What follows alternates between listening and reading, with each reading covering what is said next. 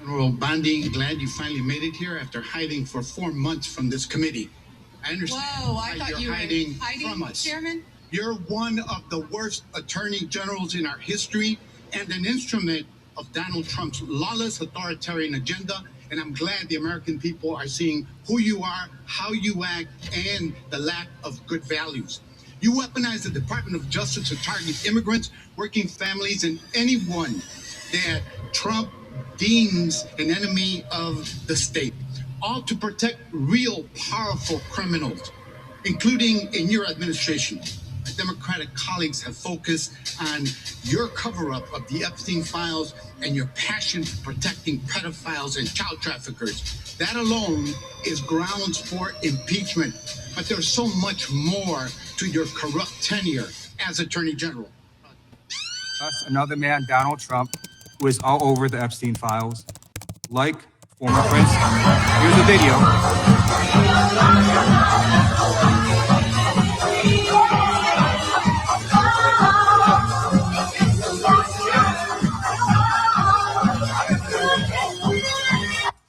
Like former Prince Andrew, Donald Trump attended various parties with Jeffrey Epstein.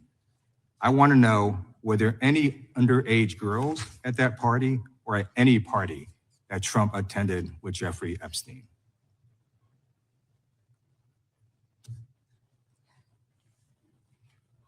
This is so ridiculous, and that they are trying to deflect from all the great things Donald Trump has done. There is no evidence that Donald Trump has committed a crime. Everyone knows that. This has been the most transparent presidency. He's the one that asked that those files. I reclaim my time. I got your answer. You said there's no evidence. Trump asked Chairman, please stop the clock. Stop the clock. The legislation. This is time. Time belongs to the gentleman from California. Okay. I'm going to put up another document from a witness who called the FBI's National Threat Operations Center, because I believe you just lied under oath. There is ample evidence in the Epstein file. Don't you ever accuse me of a crime. I believe you just lied under oath, and this is all on videotape. You said there's no evidence of a crime. I'm showing you. Here is a witness statement who called into the FBI's Threat Operations Center. He drove Donald Trump around in a limo. He overheard what Donald Trump said to Jeffrey on his cell phone. He was so angry, he was going to stop the limo and hurt Donald Trump. And he met a girl who said she was raped by Donald Trump and Jeffrey Epstein. She later had her head blown off, and officers at the scene said that could not have been suicide. No one at the Department of Justice interviewed this witness. You need to interview this witness immediately. Epstein should rot in hell, so should the men who patronized his operation. And as we say here today, there are over 1,000 sex trafficking victims, and you have not held a single man accountable. Shame on you. If you had any decency, you would resign right after this hearing concludes. Did you notice at the beginning, after he asked her the question, she took that quick little pause? This is so ridiculous. To give it dramatic effect. And then she had like a little grin. Am I the only one that noticed the little grin? It's like she was putting on a performance piece. 1 Mississippi, 2 Mississippi, 3 Mississippi. How dare you accuse me of? How dare you? How dare you? Then proceeds to lie. Then get caught up in a lie. Ma'am, you are the Attorney General. What information do you not have?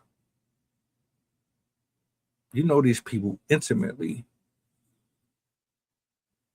You just blatantly lied in his face, in their face, and in my face. You want me to believe that you had no clue,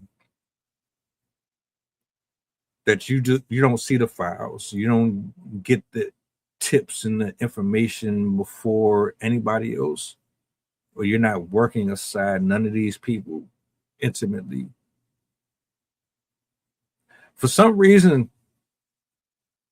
I look at this hearing here and it feels all performative, all theatrical. It's like you hear him talk. It sounds like he's serious, but then it's like, do I really believe that he's angry? Or is this shit scripted?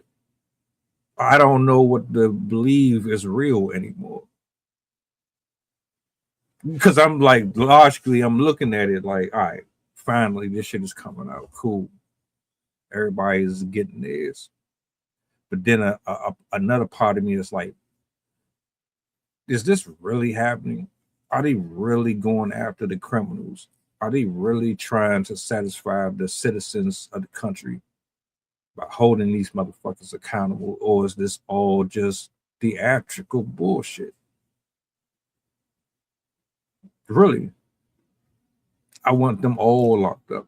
Every single one of them that participated in any of this shit. But is any of this real?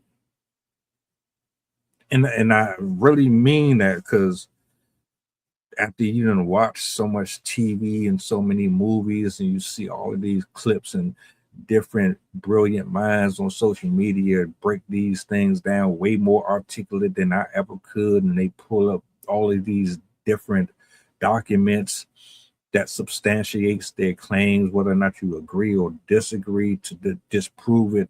They make you really look at all of this shit like it's just television. Then I'm looking at her and listening to her talk and him talk and the other guy talk.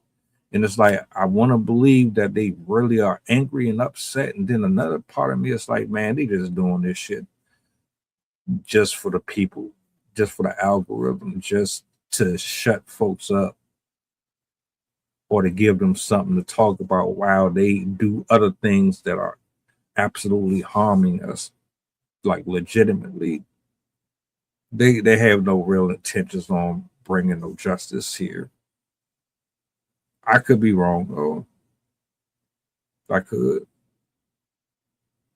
But the fact that she just that whole little thing that she just did there was bull. You could tell she know what the fuck is going on.